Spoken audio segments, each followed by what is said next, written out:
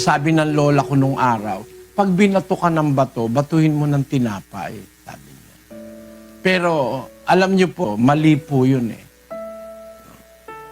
Walang ganong salita sa Biblia na yung tinapay ibabato.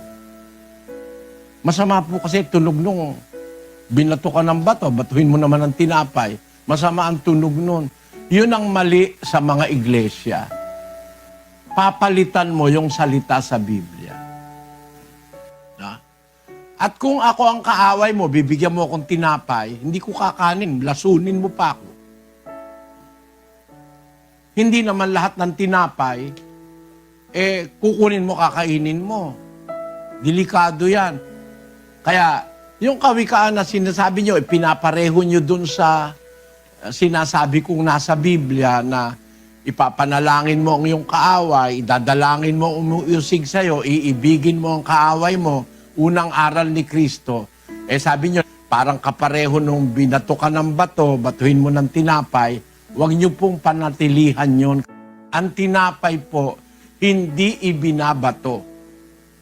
Ibinibigay na may pagmamahal sa kaaway. Basahin natin ang kawikaan. Pakinggan nyo ang sabi sa Biblia. Salita po ng Diyos ito, 25:21 ng kawikaan. Kung ang iyong kaaway ay magutom, bigyan mo siya ng pagkain na makakain.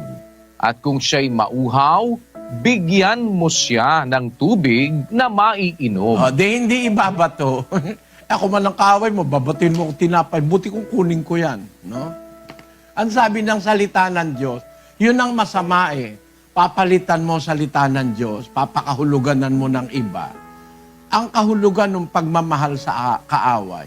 Kung ang iyong kaaway magutom, bigyan mo siya ng pagkain na makakain.